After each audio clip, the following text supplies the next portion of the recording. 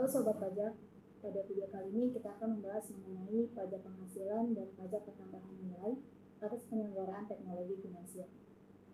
Hal ini diatur dalam Peraturan Menteri Keuangan Nomor 69 Tahun 2022. Pajak penghasilan dan pajak pertambahan nilai penyelenggaraan teknologi finansial ini adalah pajak penghasilan dan pengenaan pajak pertambahan nilai dari kegiatan berbasis teknologi yang ada di Indonesia.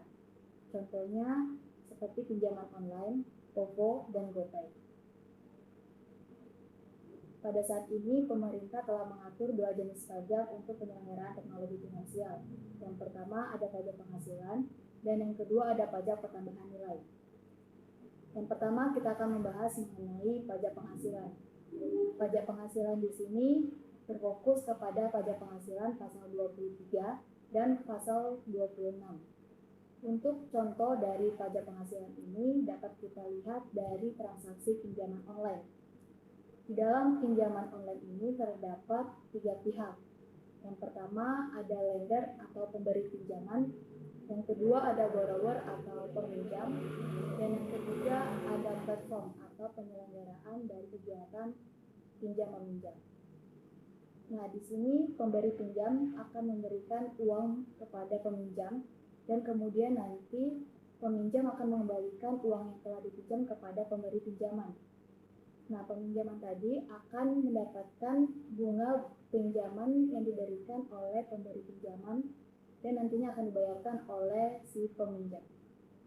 Bunga pinjaman yang diberikan oleh penyelenggaraan layanan pinjam meminjam kepada pemberi pinjaman ini bukan merupakan biaya dan tidak dapat diperhitungkan sebagai pengurangan biaya dari penghasilan bruto dalam menentukan besarnya pengenaan pajak pertambahan nilai bagi si pemberi layanan jasa.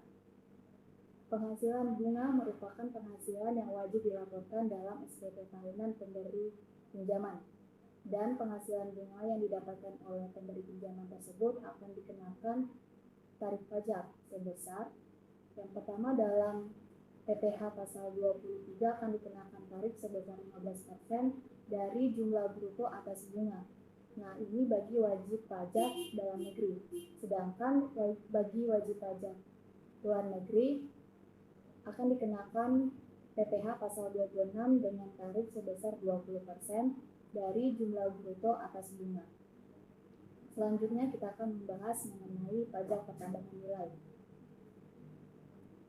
Perhitungan PPN teknologi finansial ini dikenakan kepada biaya jasanya, bukan biaya nominal. Terhitung mulai tanggal 1 Mei 2022, penyelenggaraan teknologi finansial ini diwajibkan untuk memungut pajak pertambahan nilai sebesar 11% atas layanan jasa yang diberikan. Contohnya, seperti sobat pajak melakukan top up kepada e-money sebesar 10 juta. Nah, biasanya ketika kita melakukan top up tersebut, kita akan mendapatkan biaya jasa atau yang dapat kita kenal itu seperti fee. Nah, biasanya fee ini sekitar Rp500 atau Rp1.500. Nah, fee ini akan dikenakan tarif sebesar 11%. Jadi PPN yang dipungut itu hanya sebesar Rp55. Nah, ternyata tidak semua jasa yang disediakan oleh penyelenggara teknologi finansial itu dipungut PPN. Yang dipungut PPN itu adalah penyediaan jasa pembayaran, penyelenggaraan penyelesaian transaksi investasi, penyelenggaraan himpunan modal, layanan pinjam meminjam, pengelolaan investasi, dan penyediaan produk jasa keuangan lainnya. Namun, untuk jasa penempatan dana ataupun pemberian dana, jasa pembiayaan, dan asuransi online itu dibebaskan dari pengenaan pajak pertambahan nilai. Jenis jasa teknologi finansial yang dikenakan pajak pertambahan nilai itu ada 7. Yang pertama, uang elektronik atau yang biasa disebut sebagai e-money. Yang kedua, dompet elektronik, electronic wallet. Yang ketiga, gerbang pembayaran atau payment gateway. Yang keempat, layanan switching. Yang kelima, clearing. Dan yang keenam, penghasilan akhir. Dan yang terakhir adalah transfer dana.